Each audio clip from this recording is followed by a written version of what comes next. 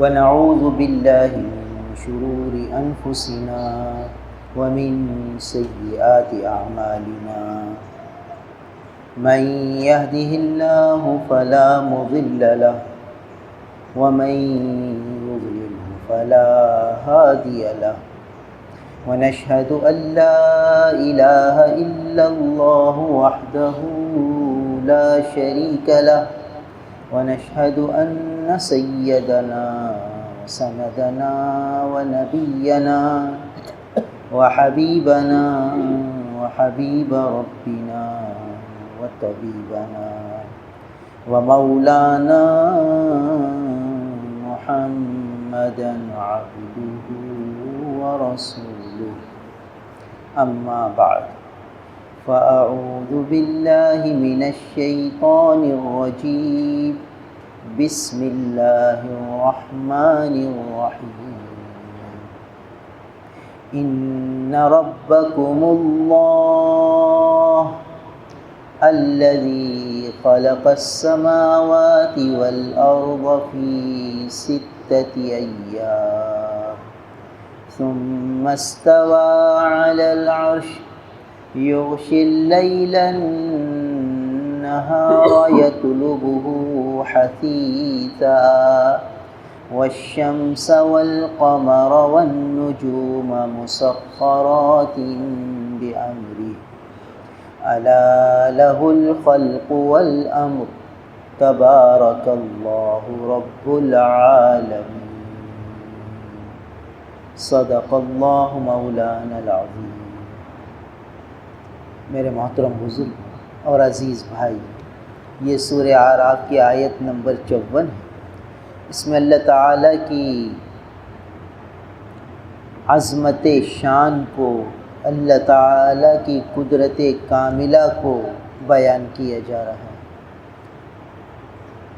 اور بار بار قرآن میں یہ مضمون آیا ہے تاکہ اللہ تعالیٰ کی عظمت اور بڑائی انسان کے دل میں بیٹھ جائے، اور جب عظمت اور بڑائی دل میں بیٹھ جاتی ہے تو پھر حکم ماننا آسان ہے، حکم کو پورا کرنا آسان ہے۔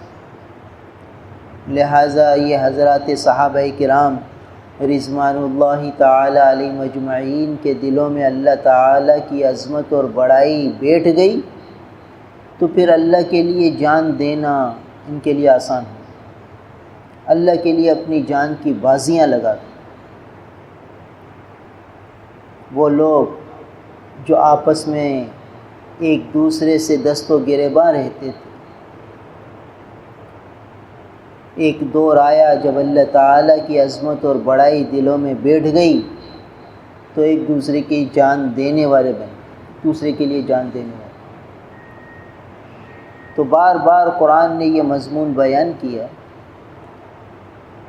اللہ تعالیٰ کی عظمت کو، اللہ تعالیٰ کی قدرت کاملہ کو، اللہ تعالیٰ کی خلاقی کو بیان فرمایا تاکہ اللہ تعالیٰ کی عظمت اور بڑائی دل میں ایسی بیٹھ جائے کہ پھر اطاعت کرنا آسان ہو جائے۔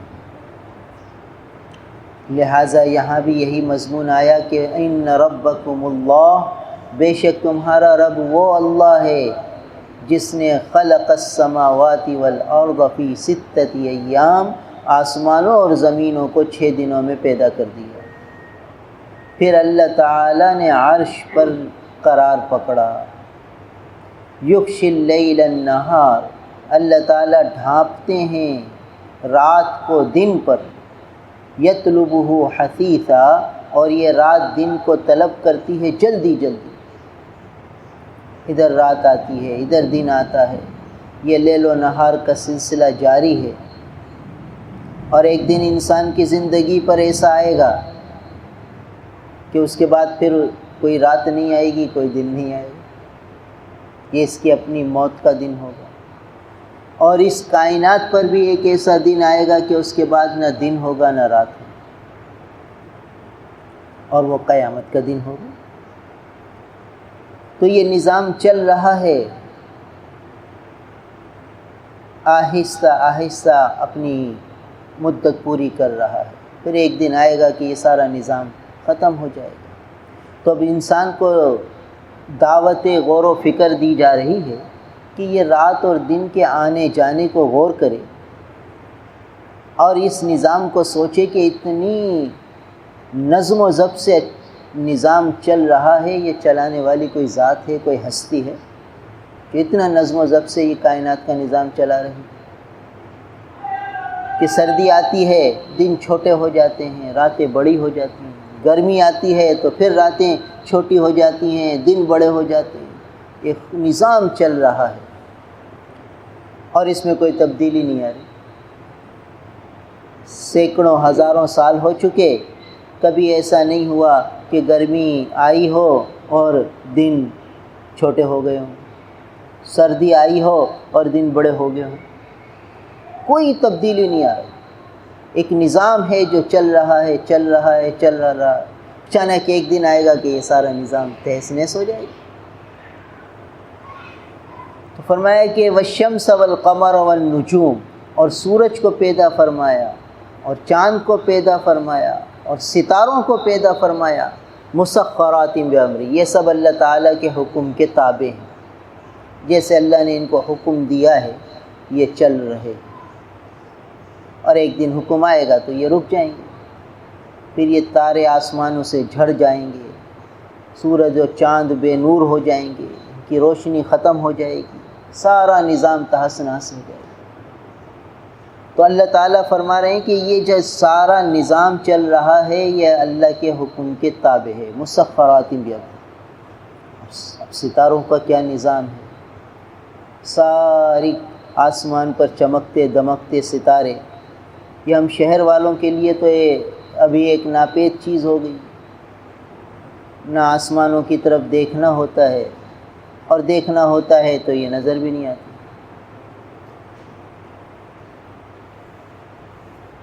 ایک بزرگ ہیں مفتی شجاع الرحمن صاحب، تھر کے علاقے میں، نوکوٹ کے بزرگ، فرمانے لگے کہ اندرون تھر یہ جماعتوں کی نصرت کرتے رہتے، تو ایک عجیب قصہ سنایا، کہا کہ انگلینڈ کا ایک آدمی پاکستان آیا،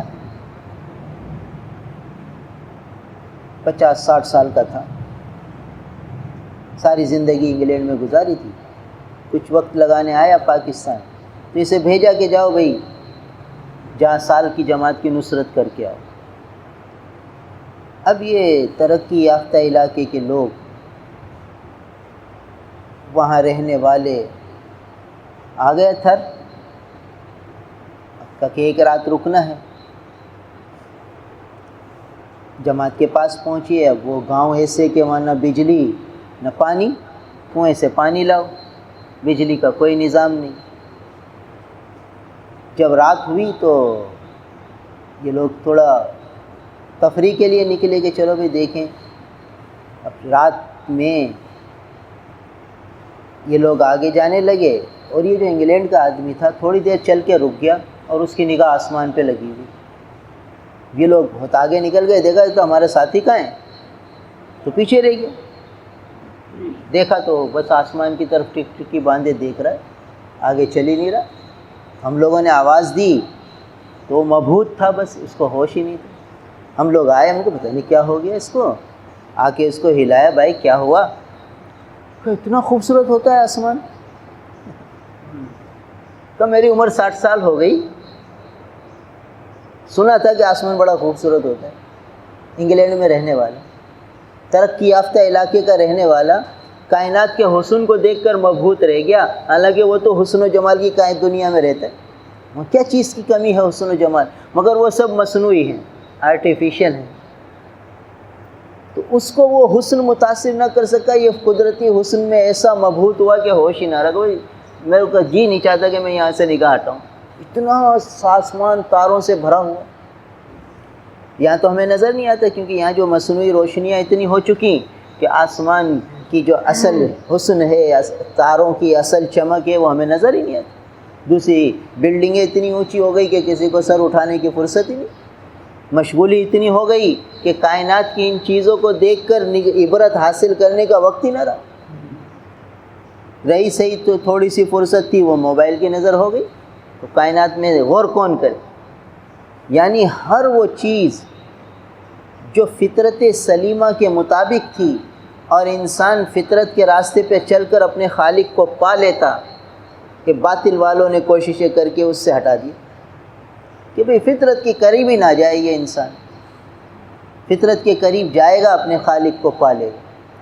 تو یہ انسان کی فطرت ہے کہ وہ ان چیزوں کو دیکھ کر ان سے عبرت حاصل کرتا ہے، سبق حاصل کرتا ہے۔ کہنے کو لگا اتنا خوبصورت آسمان، اتنے ستارے، میں نے تو کبھی غور ہی نہیں کیا، اب میں غور کر رہا ہوں کہ اللہ تعالیٰ کی یہ قدرت۔ پھر پڑھا لکھا آدمی تھا،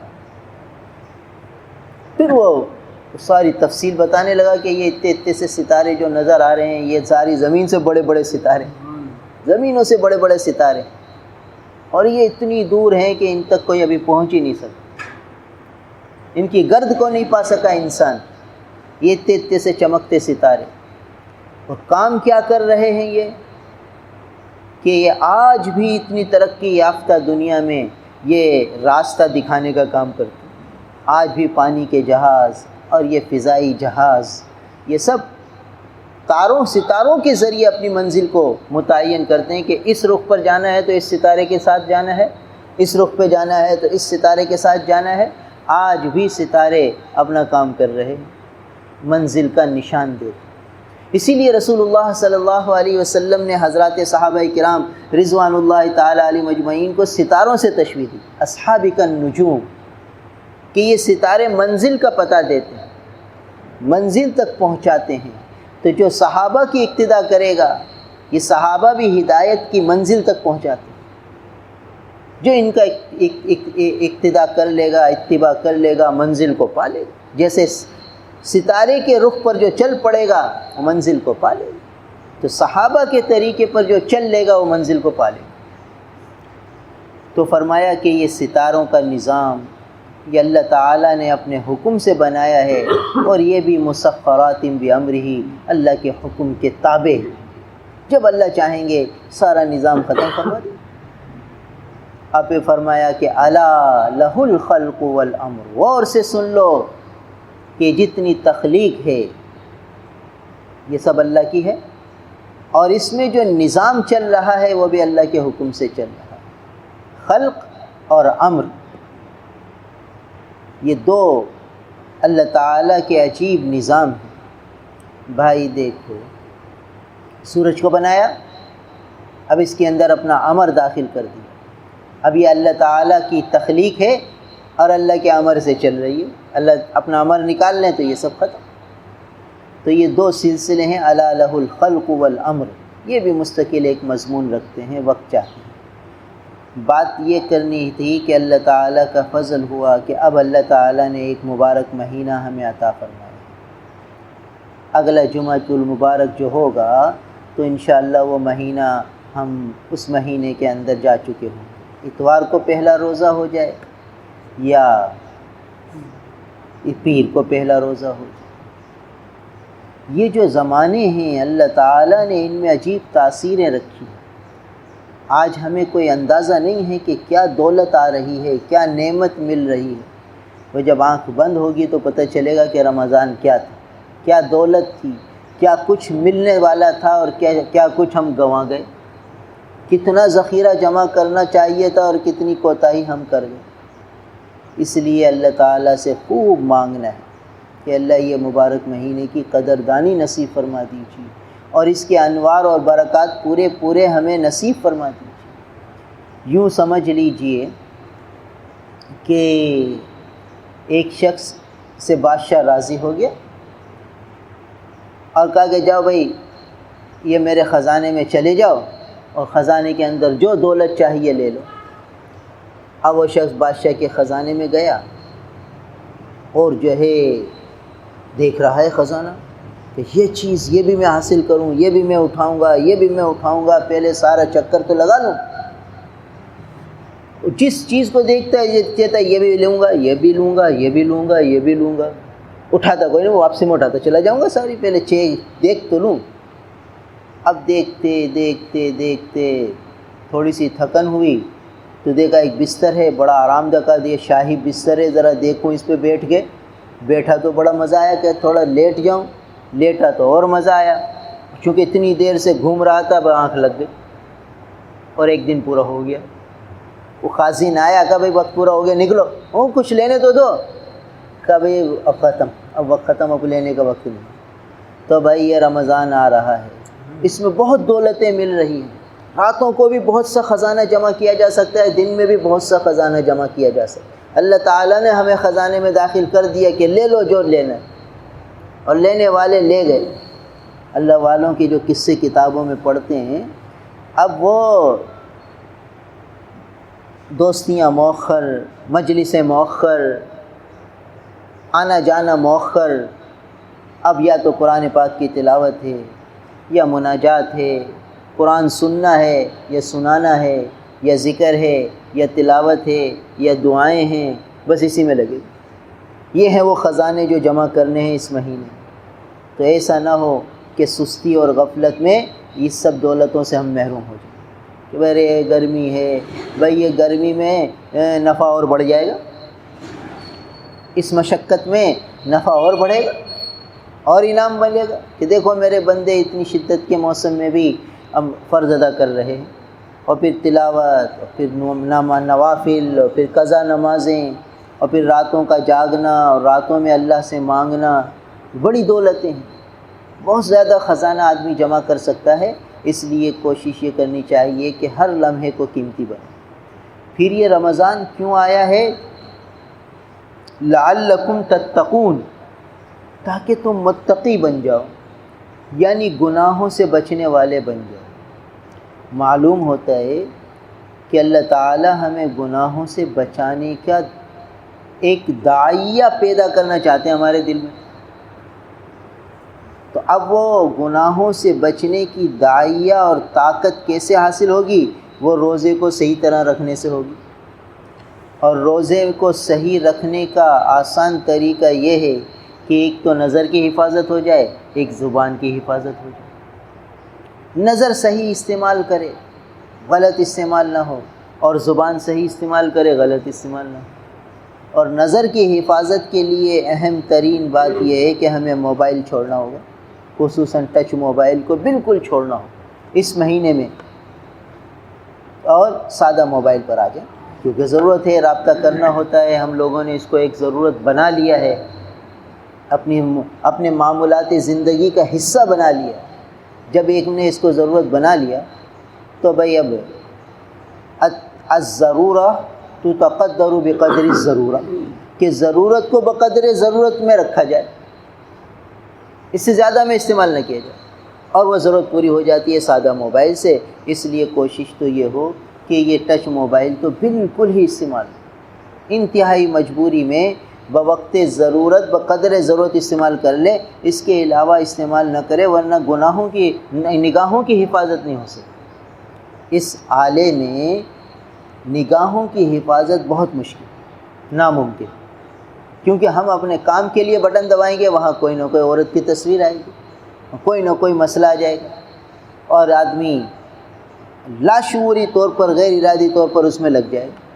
عورت کی تصویر نہیں آئے گی تو مردوں کی تصویر آئے گی، کوئی خبر آ جائے گی اور وہ خبر ایسی ہوگی کہ آدمی لاشعوری طور پر اس میں لگ جائے گا کہ یہ کیا ہے، اور جب اس میں لگے گا تو پھر کہاں سے کہاں نکلے گا۔ اس لیے چوکنا رہنا ہے، لعلکم تتقون کا مصداق بننا ہے۔ نفس اور شیطان ہمارے دشمن ہیں، ان کی پوری کوشش یہ ہے کہ بھلے یہ روزے تو رکھیں، روزے کے انوار برکات حاصل نہ کریں۔ تو آج کل یہی ہو رہا ہے کہ روزے تو ہو رہے ہیں، اس کے انوار برکات سے ہم محروم ہیں۔ وجہ یہی ہے کہ نگاہوں کی حفاظت نہیں ہو پاتی۔ اس لیے حتی الامکان یوں سمجھنا ہے کہ بھائی جیسے سخت شدت پیاس میں بھی پانی نہیں پیتے کہ روزہ ہے، سخت بھوک میں بھی کھانا نہیں کھاتے کہ روزہ ہے، اسی طریقے سے کتنا ہی تقاضا ہو موبائل کو دیکھنے کا، کہتے ہیں روزہ ہے، آنکھوں کا بھی روزہ ہے۔ جیسے منہ کا روزہ رکھا ہے، پیٹ کا روزہ رکھا ہے، ایسے آنکھوں کا بھی روزہ ہے، اور آنکھوں کا روزہ یہ ہے کہ بھئی اس کو استعمال نہ کریں۔ اگر یہ ہمت کر لی تو پھر دیکھیے کیا انوار ملتے ہیں، لعلکم تتقون، تاکہ تم متقی بن جاؤ، پرہیزگار بن جاؤ، گناہوں سے بچنے کا داعیہ تمہارے اندر آ جائے۔ اور جب گناہوں سے بچنے کا داعیہ انسان میں آ جاتا ہے تو پھر انسان تنہائیوں میں بھی گناہوں سے بچ جاتا، پھر تنہائی میں بھی گناہ نہیں کرتا۔ اور اگر گناہوں سے بچنے کا داعیہ نہ ہو تو برسر عام گناہوں کا ارتکاب کرتا ہے، اسے کوئی احساس بھی نہیں ہوتا، بلکہ کوئی اس کو احساس دلاتا ہے تو احساس دلانے والے سے مذاق کرتا ہے، اس کا مذاق اڑاتا ہے، ارے میاں دنیا بدل گئی ہے، تم کون سی دنیا میں رہتے ہو، ارے یہ پرانی باتیں پرانے قصے ہیں، اس کا مذاق اڑاتا ہے۔ یعنی اس حد تک گناہوں کا مرتکب ہو جاتا ہے کہ گناہوں پر ندامت بھی نہیں ہوتی، افسوس بھی نہیں ہوتا کہ میں کیا کروں۔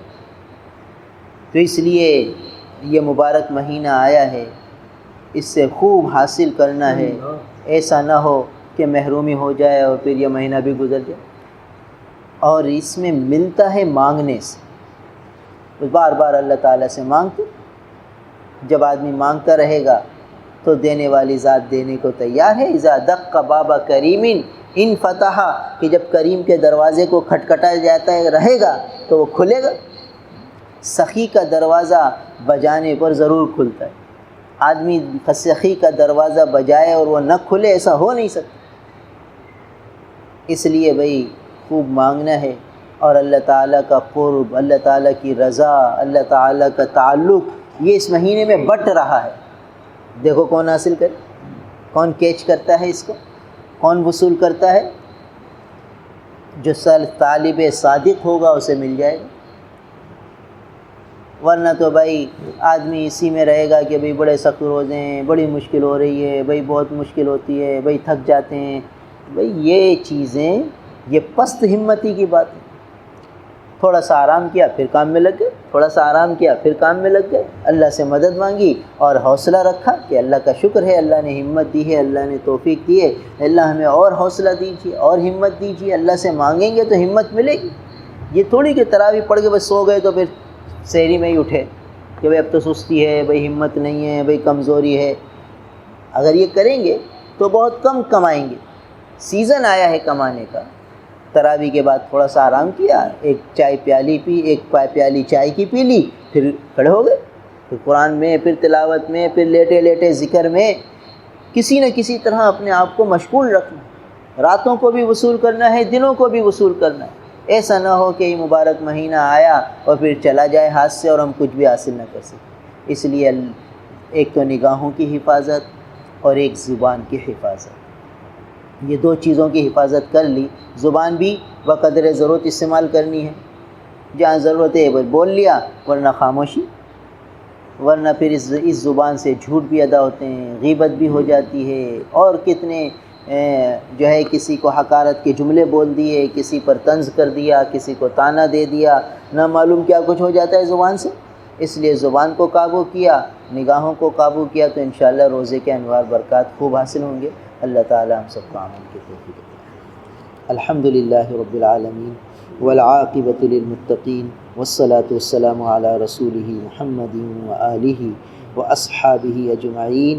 اللہم انت السلام ومنک السلام تبارکت یا ذا الجلال والاکرام۔ ربنا لا تؤاخذنا ان نسینا واخطأنا، ربنا ولا تحمل علينا إصرا كما حملته على الذين من قبلنا، ربنا ولا تحملنا ما لا طاقة لنا به واعف عنا واغفر لنا وارحمنا أنت مولانا فانصرنا على القوم الكافرين۔